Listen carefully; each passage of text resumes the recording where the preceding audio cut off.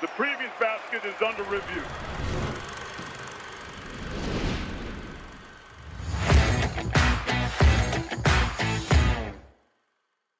Welcome in to another episode of Weekend Under Review.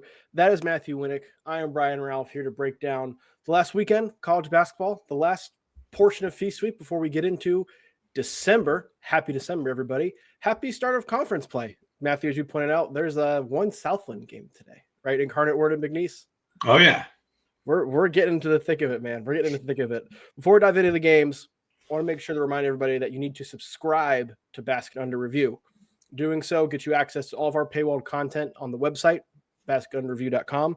Also, you get to access to the Discord, which features Chili Donovan's insights and intel and everything that he's got going on over there. He seems to know everything before it happens. If you want to know everything before it happens too, get on the Discord. It's the best community of college basketball sickos that there is on the internet. $10 a month gets you all of that. Basket Under Review, make sure you subscribe. All right. Game of the weekend happened. I don't know if you can count it as a weekend. It was Friday at 12:30, but it was a holiday weekend, so what the hell. UConn got the win over Illinois. It was convincing for the most part. There was that stretch in the second half where a team like Illinois may threaten, but UConn came out with a convincing victory there. We both had UConn winning. It was one game we picked from Friday's episode. Not necessarily shocked that UConn won, obviously. Was there anything in terms of the way that UConn won this game that you take away from it, particularly because they were finally fully healthy? Mm-hmm. Finally fully healthy, and even though Braylon Mullins didn't do a whole lot, it's just team's deep, like 9 deep, seriously 9 deep, and like most of those players start on most teams across the country. They didn't play like particularly phenomenal, 46% from inside the arc. They definitely were the better team on the interior. They dominated the rebounding battle. Malachi Smith, Ken Bone player of the game, 14 points, 9 assists. He had some struggles, especially in some of their bigger games early in the year. So to have that Silas Demery, Malachi Smith 1-2 punch after what the point guard situation was last year must be like the biggest sigh of relief for Huskies fans. Mm-hmm. And then just quickly for Illinois, we got a lot of offseason hype for Keaton Wagler. And I'm not going to turn off, the door, close the door on a rookie a month into the season. But we were getting like one and done talks, better than Will Riley talks. And he has been, I think he's 6 of 21 in their 3 games against power conference competition this year. He was not good in this one. 3 points, only took 3 shots, only played 14 minutes. And he's very critical to what they do because he's sort of the one, him and Boswell are kind of the 2 guys that aren't, pass first on ball guards or their true bigs. And he's a really important swing piece, and he was not a very good player in this game, and UConn dominated the wing battle. Yeah, this was, I think, a bit of a teaser to what UConn could potentially be, because we saw those stretches where they put some real distance between themselves and the Illini, right? And also, I love you Illini fans, but it's unlike you to get ahead of yourselves with some of these comparisons and the hype train. I say that to say that UConn, to me, is the only other team right now that I see breaking into that top tier nationally with the Michigans, with Purdue, and with Arizona, right? And UConn fans got off on me after the game when I tweeted that because they're like, well, we almost beat UConn at home. We didn't have our guys, which is all true. Like, I had UConn preseason number 1. I had them as the pick to win the national championship. I still have them as that. But we've talked about all the wins Arizona has, the performances Purdue has had, the performances Michigan have had. Like, there's no debating those teams and where they're at. This was the first time UConn was able to kind of turn what we thought they could be into some actual production. And as you mentioned, it wasn't totally smooth. There were some rocky parts to it. But the fact that they beat a team who was as good as Illinois is, the way they did with some of the rocky aspects to it, does bode incredibly well for what this team can do in a Big East too, that continues to look less and less good around UConn. We thought it was UConn and St. John's. It might just be UConn. It might just be UConn. I mean, not the guy I haven't been saying that for months, but besides the fact, Illinois is kind of falling into a similar problem that they've had last year, which is their 3-point rate is still extremely high, and they're not necessarily overly proficient from deep. Like, you think about all the shooters on this roster, they've topped 35.5% from 3 one time this year, and it was against Jackson State. In their games against Bama, Texas Tech, and UConn, they haven't topped 35% at all. So when you're shooting half of your shots from three, when that's really your greatest offensive weapon, and just like last year where they had that month stretch where they couldn't hit a beach ball into the ocean, that's going to be a problem if they're ice cold from three like they were in this game, especially against teams that are trying to take away the three ball like UConn has always done. Yeah, I think Terrace Street only played 15 minutes, and there was some foul trouble that played into that, right? You had Mullins playing his first game, and we say they're fully healthy. He only played 10 minutes in this game too. So, right, like there's still another level for this UConn team to hit. And it wasn't like, Solo Ball was the lead guy. He only had 15, only had three guys in double figures. What this UConn team can be potentially is pretty scary. Mm-hmm. What Vanderbilt is right now might be pretty scary, because what they did to St. Mary's, 96-71 victory in Atlantis on Friday to get the victory for the Commodores. I don't know what you can really say about this Vanderbilt team, but this was the first real chance for them to make a statement, and they made a statement. All the analytical backings that have loved them since the start of the season, they showed why in this game. The one caveat, as good as St. Mary's is, the only power conference team that Vanderbilt has played so far is UCF, and UCF is bad. So yes, there's still the ringer that is SEC play. Vanderbilt is still starting 6'7" Devin McLaughlin at the 5. Obviously, they have some bigs. They have Jalen Washington, and they have Mason Nicholson, who came back from an early season injury. But they're still starting 2 6'7" guys at the 4 and 5. That might not work in the SEC, and they haven't really had to face a team with a true power conference front court just yet. And so I'm still a little bit concerned about what that looks like. That said, the guard room is outstanding. Duke Miles is like probably the most underrated transfer in the country. He was underratedly incredible as an off-ball guard at Oklahoma last year in the SEC, and he's been even better this year, just doing a little bit of everything for this team, passing, defense, shooting.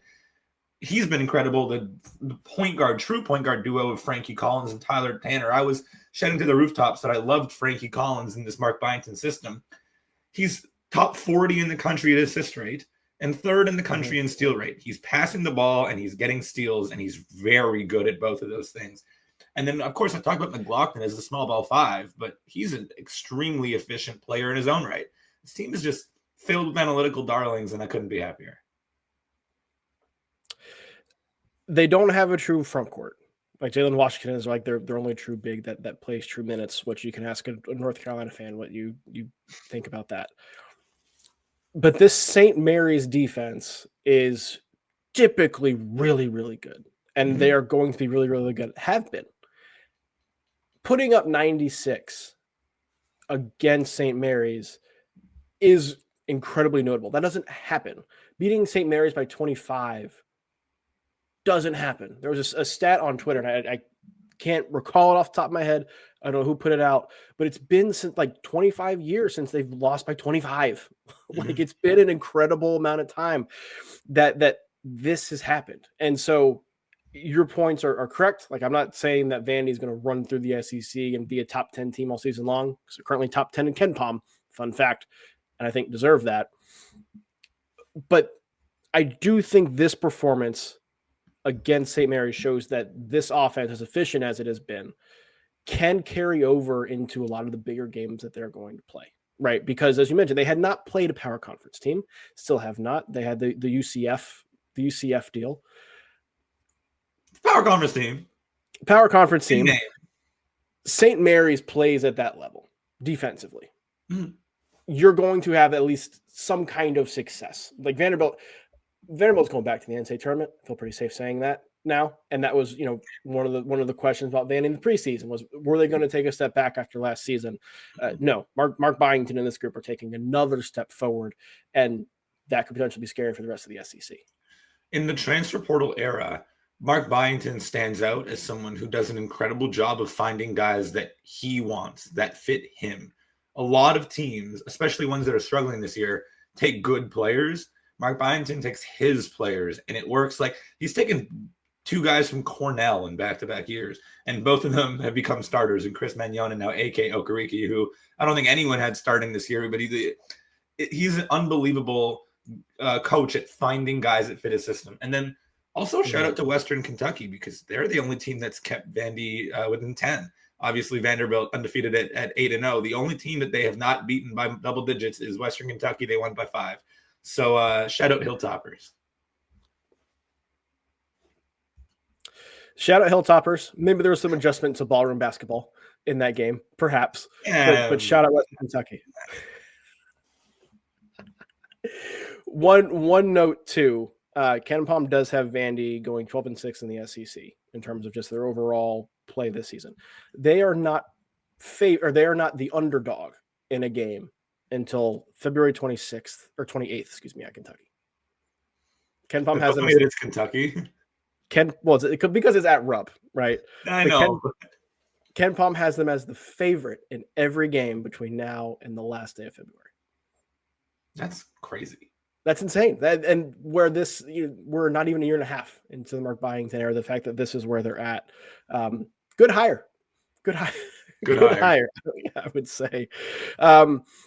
Let's get to TCU, Wisconsin, because this was the other big game from the weekend that we needed to talk about. I was ready to write TCU off after the New Orleans loss in the season opener because they lost to New Orleans. And then, they go play Michigan pretty tough. Michigan had not looked like Death Star Michigan yet. And you're like, okay, maybe this is more about Michigan than TCU. That's the only game TCU has lost since then. And to rip off wins over Florida and Wisconsin back to back, should we take TCU much more seriously now? I want to make this my platform to advocate towards one game sample size, extreme outlier shooting games being thrown out when you actually think about a team and their perspective. Like TCU shot 11% against New Orleans. They took 27 shots and made 3. You go through an entire 35 game season, you might never shoot 11% from 3. That's extremely hard to do. It just so happens it was on opening night, and it just so happens it was the worst loss of any team on that day of the biggest slate of the first week. Everything that could have gone wrong in terms of public perspective went wrong in that game against New Orleans, especially. New Orleans has actually well exceeded expectations in most of their games this year. They were so bad last year that it just looked like TCU was completely in the gutter. They've turned it around. They've shot the ball much better. They shot 57% on 14 attempts against Wisconsin in this win. One awful shooting game should not define your season, and you have to throw those games out. TCU is not, I wouldn't say a top 5 Big 12 team, but with a lot of teams in the conferences having some shaky spots and some of the middle of the pack seemingly falling towards the bottom, aka Cincinnati. There's no reason why they can't be one of the better teams. The only thing that I have with TCU is they don't have a star. They don't have a lead guy. They have a bunch of good players, and that can win you games, like a team against Wisconsin that does have a star, but some of the role players were not playing up to par.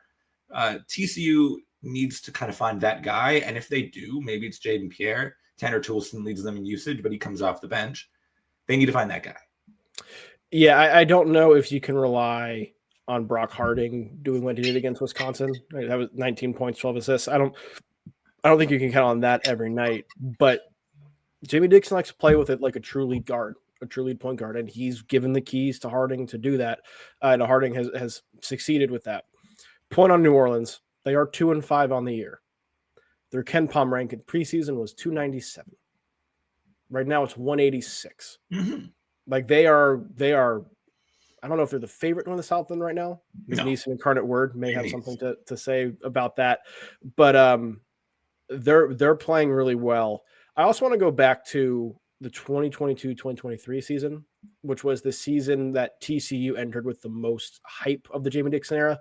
That was like the Mike Miles team. They had done pretty well the season before, had come back, finished top 25 in Ken Palm, but had like real expectations that year. They beat Arkansas Pine Bluff by 1 in the opener that year.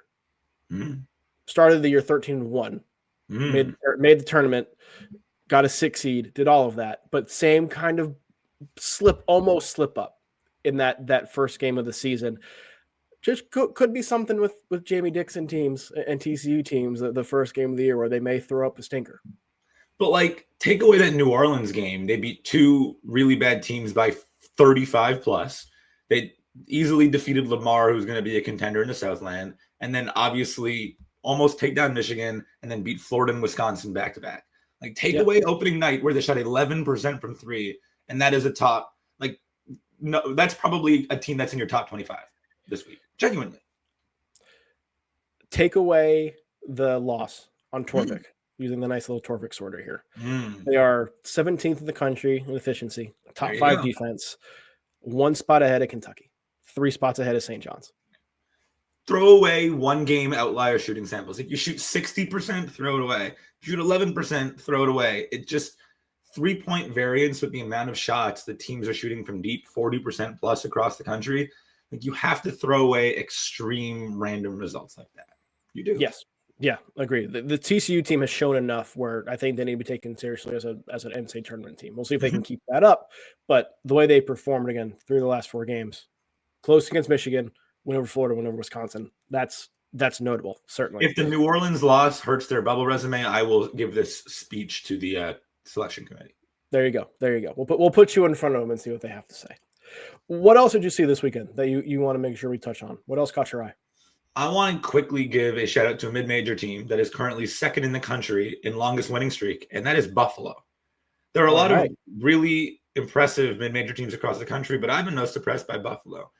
We talk about KenPom. They've had an increase in their KenPom rating after every single game this season, which means they've exceeded analytical projections in all 8 of their contests. One of them was 91, so we'll go with 7.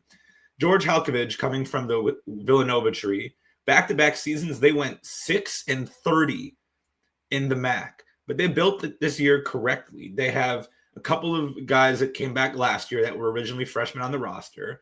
They added a couple of guys in the portal last year that have now panning out this year. And then their star point guard, Daniel Freitag, was a 4-star recruit who didn't play at Wisconsin last year and chose to transfer down.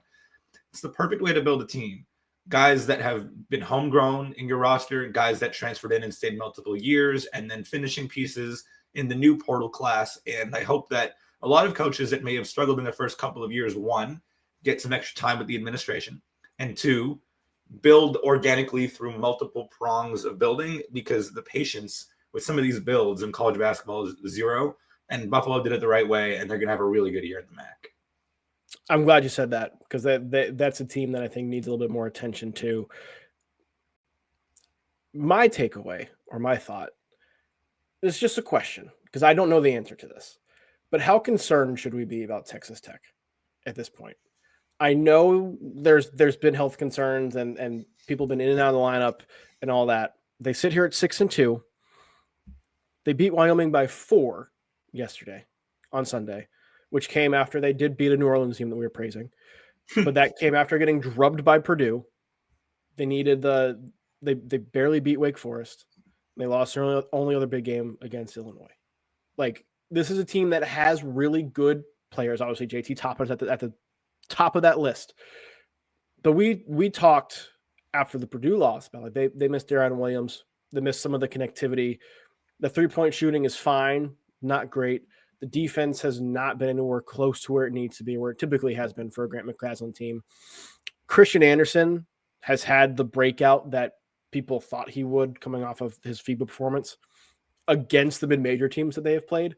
But his splits between how he's performed and his efficiency profile against power conference teams versus the non-power conference teams is vast. Like, he looks like a star against mid-majors. He looks like a guy against the power conference teams. And again, it's still very early. We're not putting any final verdicts on anybody. But Texas Tech, because they don't have as much depth, needs him to be the guy he is against mid-majors, against everybody, because they kind of need that creation from him. They need that shooting from him. And it's been inconsistent to this point. So I'm not going to sit here and say that Texas Tech is done and is overrated. We need to kind of knock them down a few notches in how we think about them. But as we head into December, it is something to worth monitoring, because their next 2 games, LSU and Arkansas. That's a lot of length. Teams you should beat just based on talent and pieces and expectations, but LSU hasn't lost yet this season, and they haven't played anybody, so we're not going to, say that's going to be a tough game, but that's going to raise alarm bells if you don't handle them the way that you should. And if you lose to Arkansas, I think we have enough data points on Arkansas now to know that Arkansas is good. Not great, but good. Losses in any of those two games, I think, make this a little bit more real. Texas Tech has extremely versatile players, but they're not a versatile team. No. There's not very many ways that they could beat you, and if they're not beating you in the way that they are on paper supposed to, then they don't really have a plan B. And it's going to be a problem when they can't shoot. And unfortunately, in those 3 power conference games and then the Wyoming game on Sunday, they didn't shoot well in any of those games. And that's why they were either close or losses. Yeah. Well, let's get to the week ahead because there are some really good games on tap this week. We're going to get started with UConn going and play at Kansas at Allen Fieldhouse.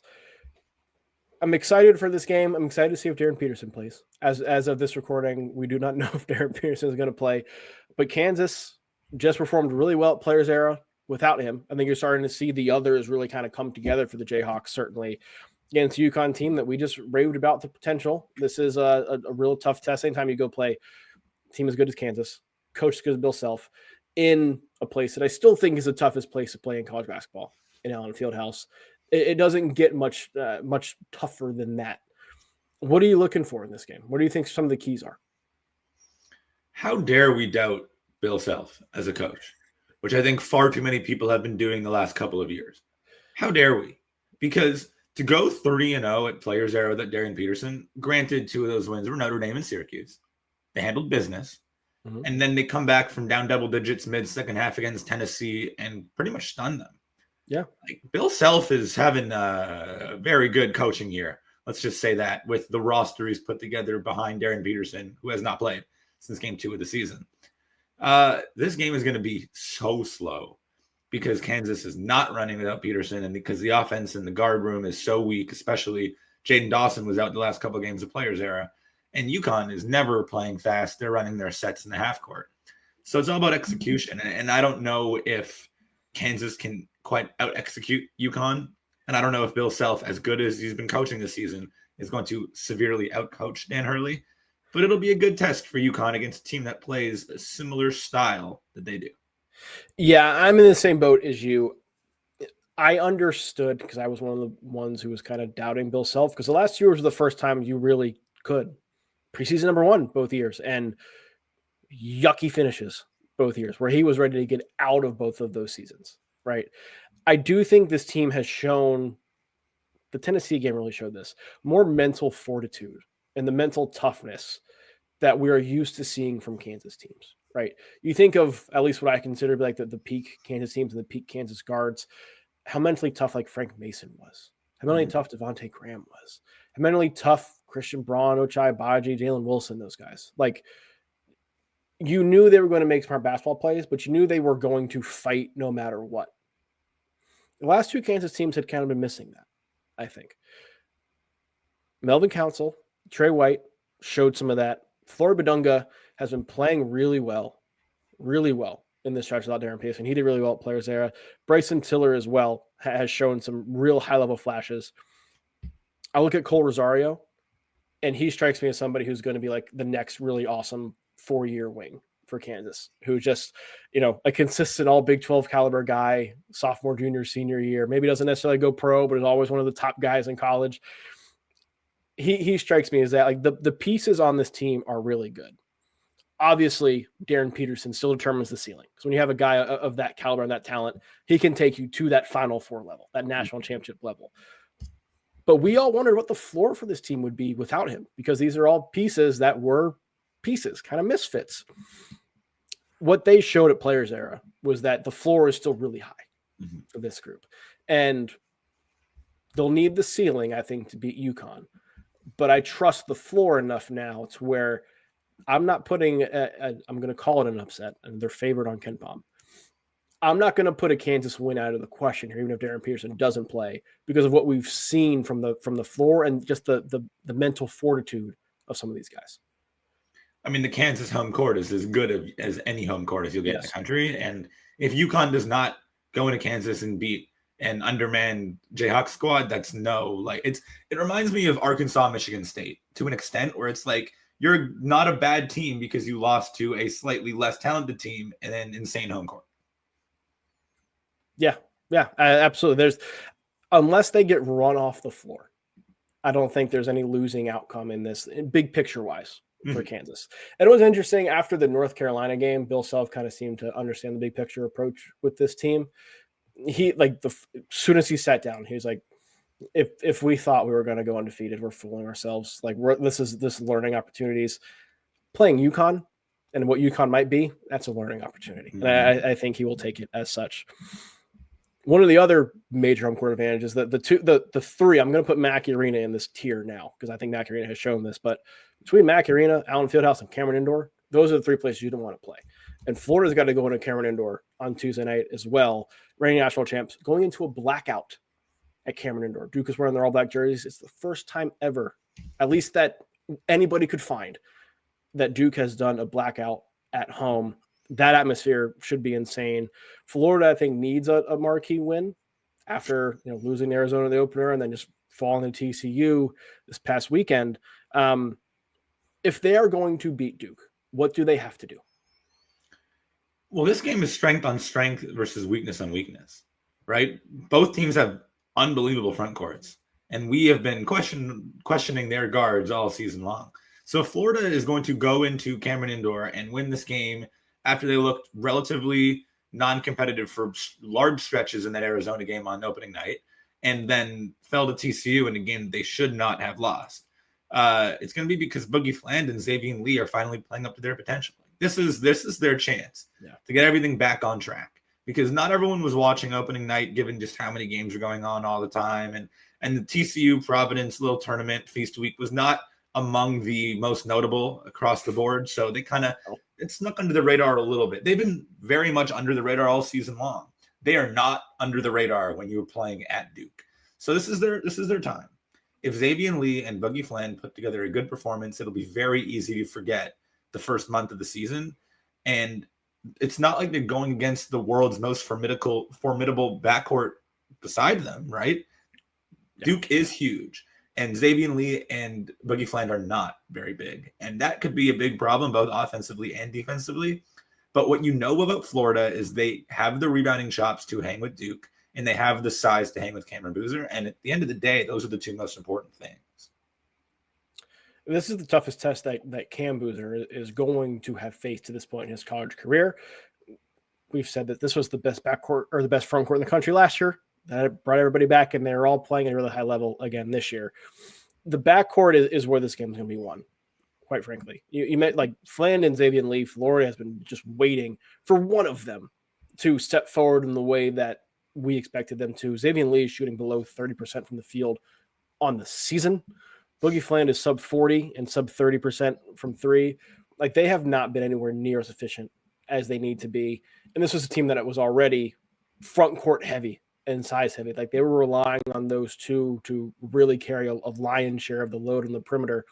And that hasn't been the case.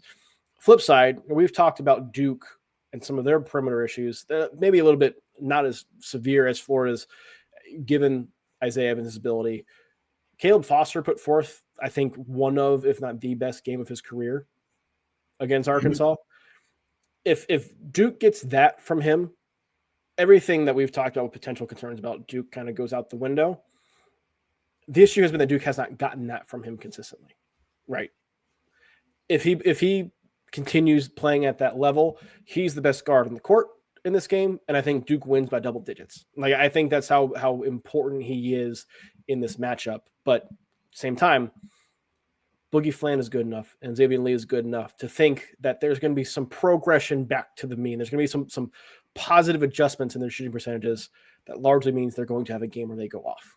Mm-hmm. No, listen, I mean, you want to talk about something right along that alley. Here's an interesting stat.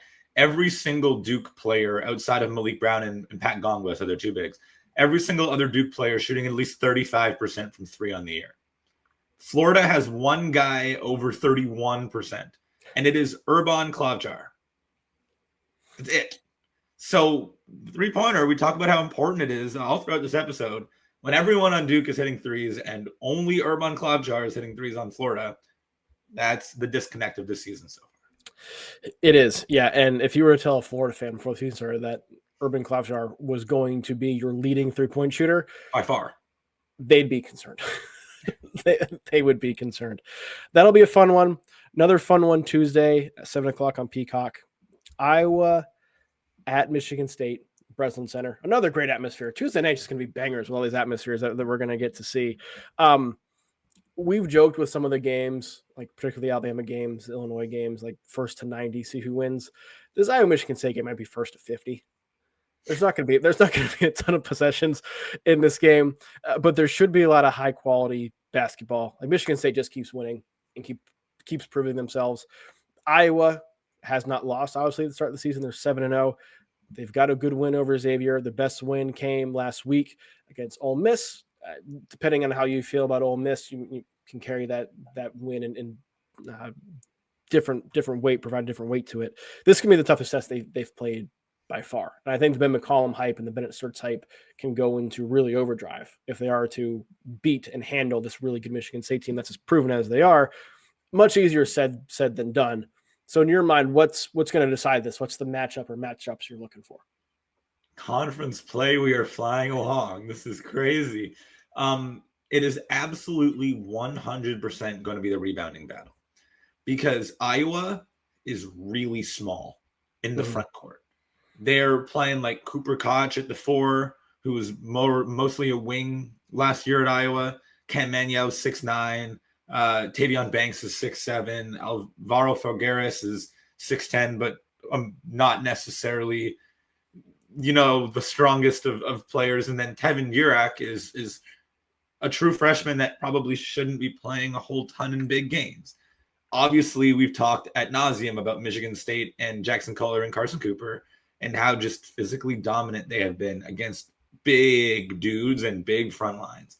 Iowa's played one top 90 offensive rebounding team this year, and it was Robert Morris. No offense to Robert Morris, but Iowa should be able to handle those guys. I mean, Alvaro Felgueres came from Robert Morris. He can handle the glass in the Horizon League matchup. Michigan State is 9th. So this is like a level up of level ups in terms of defending the glass and defending the perimeter, defending the rim, which are going to be two weaknesses of Iowa's in Big Ten play. That's relatively universally mentioned. And then you get like the most physical, biggest team in the first matchup on the road. Like all signs point to this being the first bump in the Ben McCollum era. This is when they're going to have to prove it, right? Because the questions about this team and the Ben McCollum system and what he put together this year was the interior.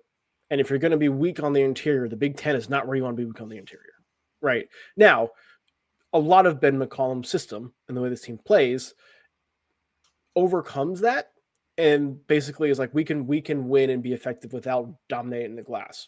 Can't get dominated, but without dominating the glass, right? Michigan State, on the other hand, right now is beating teams because they don't turn it over. They share the ball, do the whole, the cliche, give up good shots, get great shots, and they rebound everything, right? That's the recipe. So, like, if Iowa wins this without dominating the glass or with Michigan State, I would assume holding a rebounding edge, we can talk about Iowa in the way those optimistic Iowa fans were before the start of the season. Right. Like I think then there is no limit to what this team can do. The flip side of that, though, is that this might be a bit of a reality check for McCollum and Iowa, even Bennett Sturts, where, okay, there's some work to be done here. And there is a step up from Missouri Valley to Big Ten that we need to take into account here. I am really high on Iowa, and I have been all season. I think they're going to get trounced in this game, and I'm still really high on Iowa no matter what happens. Yeah. But if Ben McCollum and Iowa come into Michigan State and win this game against this team in particular, then just like hand the keys to any program to Ben McCollum. Like I would trust him with anything. If he can do that in his first Big Ten game, like that's just like big time. It's a test for Bennett Sturts too, because he's been phenomenal to start the season. if he does his little slow walk up, pull up threes that he just doesn't seem to miss.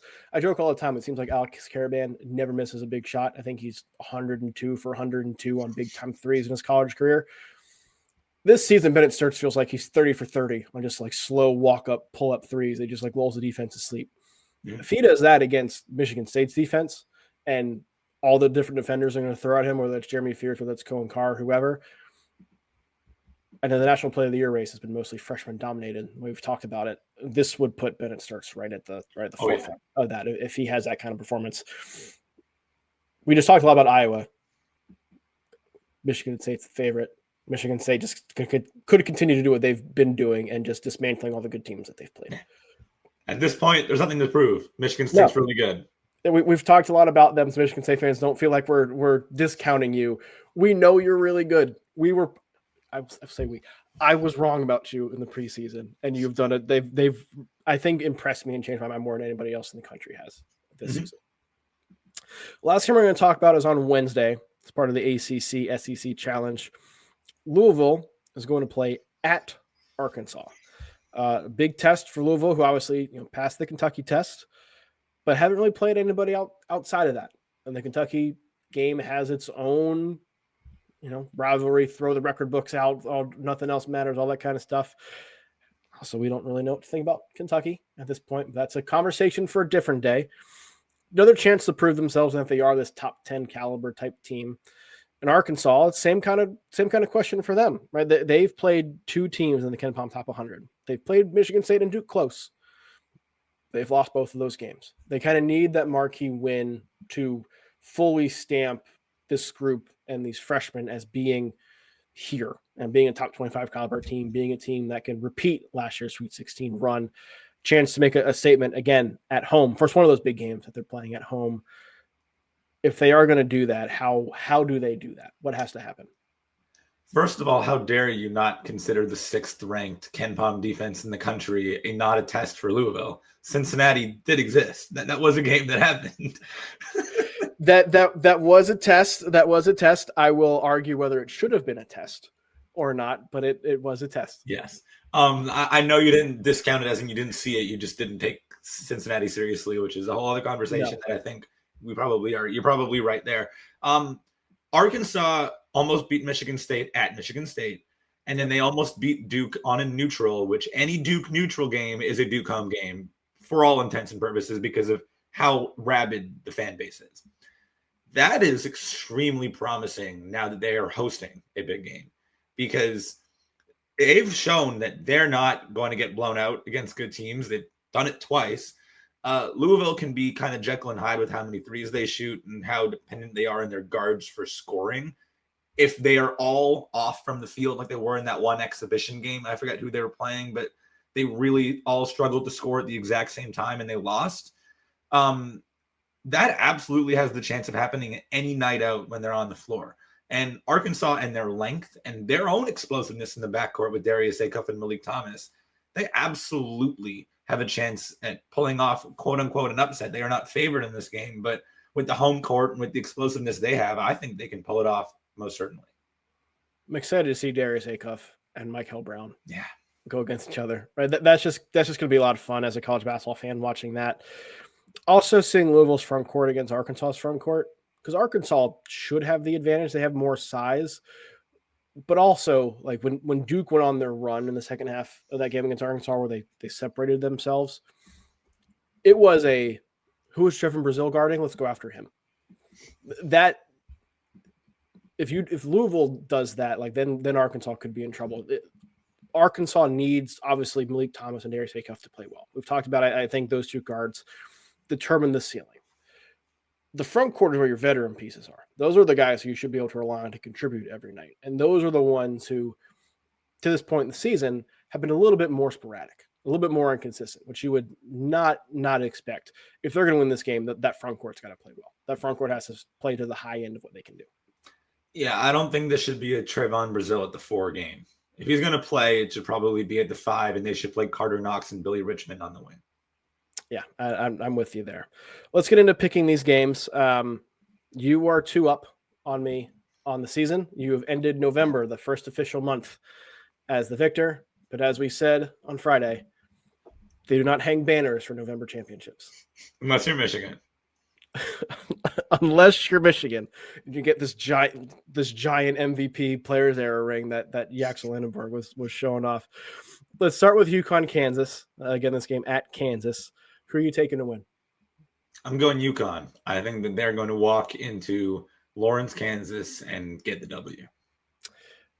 I think so as well. I think it's going to lead to some really interesting Bob Hurley moments. Okay. Dan Hurley moments. Excuse me. Holy cow. Dan Hurley moments. Yeah. Anyways, it's going to look like his dad, Bob Hurley, with some of this. Florida and Duke. I'll say Florida. I'll say Florida. Why not? I'm going to go Duke. Oh, really? No, really. I think it's going to be a very good game, but this is one where I think like the home court matters. And I do think Florida is going to get back to being what we expected them to be. I do think Lee and Flan are going to start playing a lot better.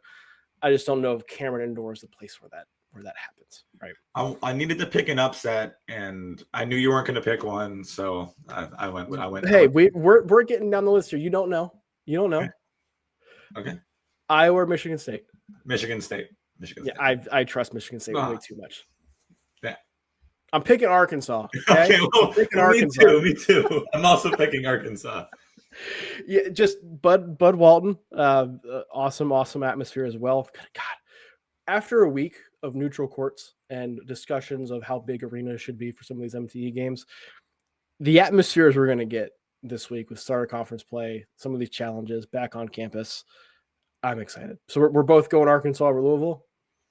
Yeah, I think that the home court really does matter in these challenges, like you were saying, and then of course conference play. So yeah, but let's give Arkansas the home court advantage, and that means the only thing separating you and I this week is my prediction of Florida going into Duke and pulling off the victory. So let's hope for a Todd Golden masterclass. Hey, Cam Boozer can't finish over size. We'll see. Florida's got a lot of it. We will be back on Friday to recap all these games and more as starter conference play. Got the ACC SEC challenge. There's going to be plenty of takeaways to come from this week. Again, we'll be back on Friday to break it all down. So for Matthew Winick, I'm Brian Rauf. We'll talk to you guys then.